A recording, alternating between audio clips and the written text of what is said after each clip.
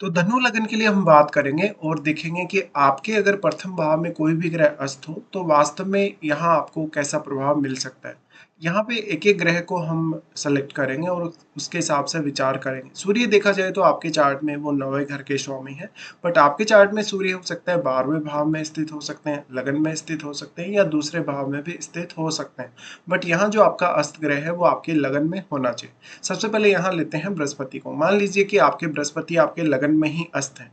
ऐसे में आपका जो पर्सनैलिटी है वो बहुत ज़्यादा अच्छा होगा, आपको ज्ञान बहुत ज़्यादा होगा, आपका प्रभाव दूसरों पर बहुत ज़्यादा अच्छा होगा। इसके साथ साथ आप एक्सट्रीमली लकी हो सकते हैं।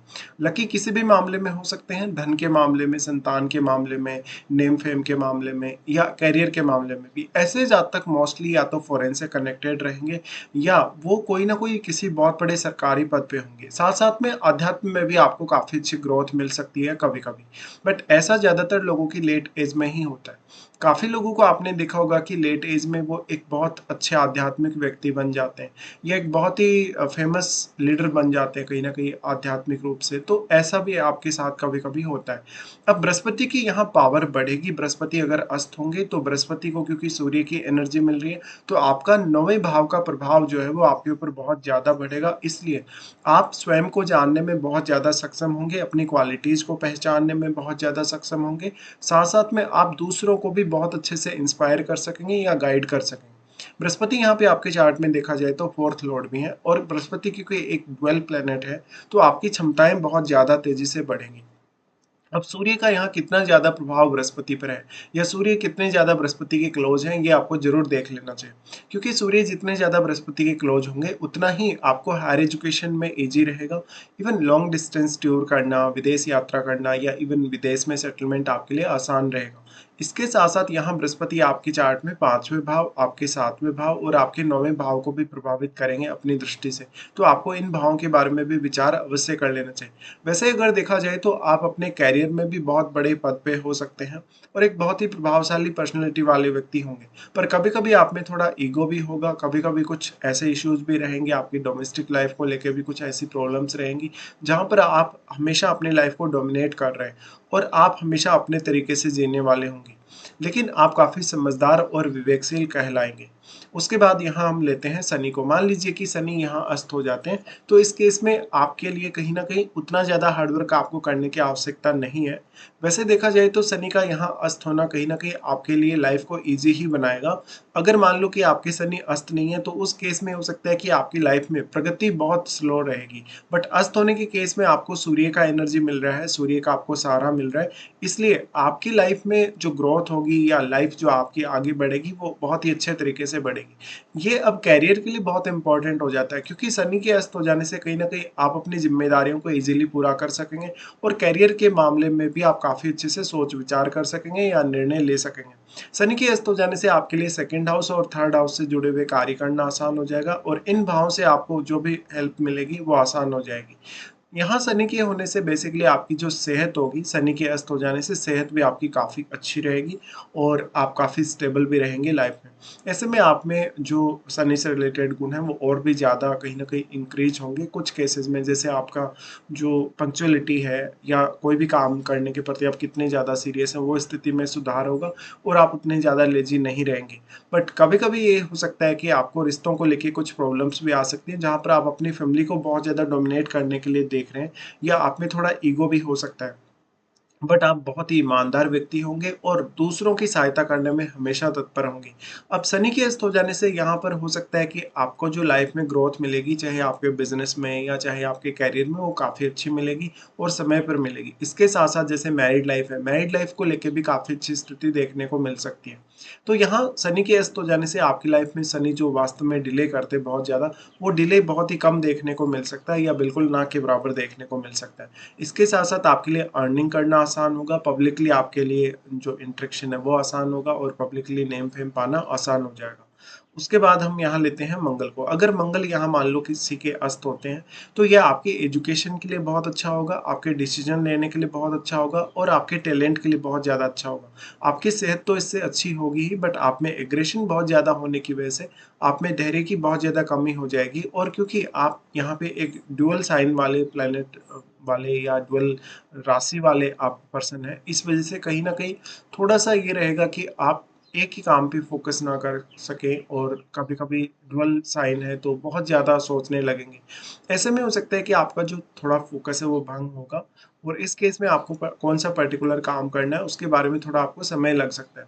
अब मंगल के अस्त होने से आप पंचम भाव के प्रति बहुत ज़्यादा सीरियस होंगे और 12th हाउस के प्रति भी उतने ही ज़्यादा सीरियस होंगे।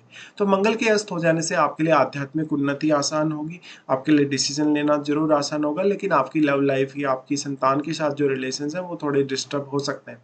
ऐसे में मंगल के अस्त हो जाने से लाइफ में बहुत ज़्यादा एक्सपेक्ट करेंगे आप हमेशा खुद से, और वो सब पूरा वास्तव में नहीं हो पाएगा कभी कभी। मंगल के अस्त हो जाने से आपकी जो फिजिकल एनर्जी है वो काफ़ी तेज़ी से वर्क करेगी। अब आप यहाँ अपने आप पर कितना ज़्यादा कंट्रोल कर पाते हैं इमोशनली, मेंटली या फिजिकल तौर पे, वो बहुत अहम होगा, क्योंकि ये स्थिति आपको आपके ज्ञान के मामले में बहुत लकी बनाएगी, एजुकेशन के मामले में बहुत लकी बनाएगी, इवन फॉरेन सेटलमेंट अगर आपका होता है तो उस मामले में भी आप काफ़ी ज़्यादा लकी रहेंगे। फिर यहाँ मंगल प्रभावित करेंगे आपके 4th हाउस को, 7th हाउस को और आपके 8th हाउस को, तो आपको इन भावों का प्रभाव भी देख लेना चाहिए।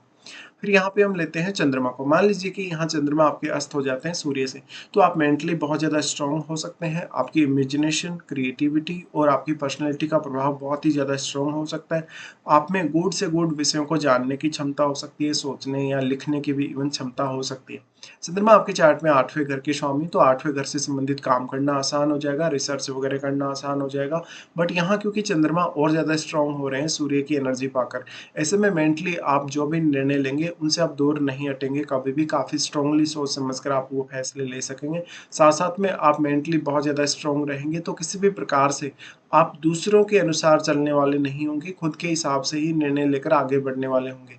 इससे आपको सफलता मिलना सुनिश्चित होगा। ऐसे में आपकी इमेजिनेशन और क्रिएटिविटी दोनों ही बहुत ज़्यादा काम करेंगी। ऐसे में आप एक बहुत ही सफल व्यक्ति हो सकते हैं, और आपको कभी-कभी कुछ गोपनीय स्थितियाँ लाइफ में देखने को मिल सकती हैं, जैसे आपको सडन इनकम वगैरह होना, या सडन आपकी लाइफ में कुछ ऐसी अनएक्सपेक्टेड स्थितियाँ आ जाना जहाँ पर वो अनुभव सिर्फ और सिर्फ आपको ही हो सकता है, जैसे आध्यात्मिक उन्नति है, या आपको सिक्स सेंस के मामले में भी ये स्थिति काफ़ी ज़्यादा सपोर्ट करेगी। अब यहाँ सूर्य का कितना ज़्यादा प्रभाव पड़ रहा है चंद्रमा पर, ये आपको जरूर देखना चाहिए, क्योंकि सूर्य जितने ज़्यादा चंद्रमा के क्लोज होंगे उतना ही ये आपको खुद को जानने में सक्षम बनाएंगे, और इसलिए आपके लिए पब्लिकली नेम फेम पाना भी आसान होगा, और कोई भी प्रकार का कार्य करना बहुत ज़्यादा आसान होगा, सोचना समझना भी आसान होगा। इसके साथ साथ आपकी पर्सनैलिटी पर इन दोनों ही ग्रहों का प्रभाव होने से पर्सनैलिटी बहुत ही ज़्यादा प्रभावशाली होगी। फिर हम यहाँ लेते हैं शुक्र को। मान लीजिए कि आपके शुक्र यहाँ अस्त होते हैं। शुक्र के अस्त हो जाने से देखा जाए तो धन और लग्जरी की जो चाहत है वो बढ़ जाएगी, और धन और लग्जरी पाना आपके लिए कहीं ना कहीं आसान भी हो जाएगा। इस केस में हमें ये देखने को मिलेगा कि कहीं ना कहीं जातक है वो कैरियर के लिए भी उतना ही ज़्यादा सीरियस होगा, और साथ में उसके लिए उसका जो अर्निंग है वो बहुत मैटर करेगा, या धन लग्जरी उसकी लाइफ में बहुत ज़्यादा मैटर करेगा। तो इस केस में अब शुक्र के अस्त हो जाने से हमें कभी-कभी ये देखने को मिलता है कि जातक अपनी अर्निंग्स को लेके काफ़ी ज़्यादा सीरियस होता है। वो अपनी लाइफ में भौतिक सुख सुविधाएँ भी उतनी ही तेज़ी से चाहता है। ये शुक्र का अस्त होना आपके लिए इंडिविजुअली तो बहुत ज़्यादा अच्छा है, लेकिन आपके पार्टनरशिप या इवन आपके लवर के साथ या आपके जो जीवन साथी है उसके साथ स्थिति को लेके ये कभी-कभी उतना अच्छा रिजल्ट नहीं लेकर आएगा। तो इस केस में आप बहुत ही ज़्यादा एक मिक्स्ड पर्सन होंगे, जो बहुत ज़्यादा आध्यात्म की तरफ भी साथ में देख रहे हैं, और एक तरफ वो धन लग्जरी की तरफ भी उतना ही ज़्यादा अच्छे से बैलेंस बना के अपने जीवन में चल रहे हैं। शुक्र का यहाँ अस्त होना धन लग्जरी और सब कुछ आपको देगा, साथ साथ में पर्सनैलिटी का प्रभाव बहुत ज़्यादा अच्छा रहेगा आपको। इसके अलावा आपके पास इनकम के साधन बहुत ज़्यादा होंगे, लेकिन आपके खर्चे भी उतने ही तेज़ी से बढ़ने वाले होंगे। शुक्र के अस्त हो जाने से आप में कोई भी बहुत अच्छी क्रिएटिविटी हो सकती है, और उसका इस्तेमाल आप अपने करियर के लिए भी कर सकते हैं। फिर हम देखते हैं बुध को। मान लीजिए कि किसी का बुध यहाँ अस्त हो जाता है। बुध अस्त हो जाने से आप बहुत ही मल्टीटास्किंग पर्सन होंगे, साथ ही आपकी बोली या आपकी वाणी का प्रभाव दूसरों पर काफ़ी स्ट्रांगली पड़ेगा। ऐसे में आप करियर में कभी-कभी ये देखा जाता है कि साथ-साथ में कोई अपना बिज़नेस वगैरह भी कर रहे हैं और साथ में कोई जॉब वगैरह भी कर रहे हैं। बुध के अस्त हो जाने से आप बहुत ही ज़्यादा चमत्कारिक व्यक्ति होंगे, बहुत तेज़ी से सोचने और निर्णय लेने वाले होंगे, साथ ही साथ बहुत ही लॉजिकल बात करने वाले होंगे, साथ ही साथ कम्युनिकेशन बहुत बेटर होगा आपका। अब बुध आपके चार्ट में 7वें घर के स्वामी है और 10वें घर के स्वामी, तो इन दोनों ही भावों से संबंधित रिजल्ट्स पाना आपके लिए आसान होगा और इन दोनों ही भावों से संबंधित कार्य करना भी आपके लिए आसान होगा। तो सबसे ज़्यादा आपको बिजनेस रिलेटेड कार्यों में या आपके कैरियर रिलेटेड कार्यों में बुध का अस्त होना बहुत ज़्यादा सपोर्ट करेगा और ये आपकी पर्सनैलिटी पर एक बहुत अच्छा प्रभाव लेकर आएगा। तो इस तरीके के कुछ प्रभाव रहेंगे आपके इन ग्रहों के अस्त होने से।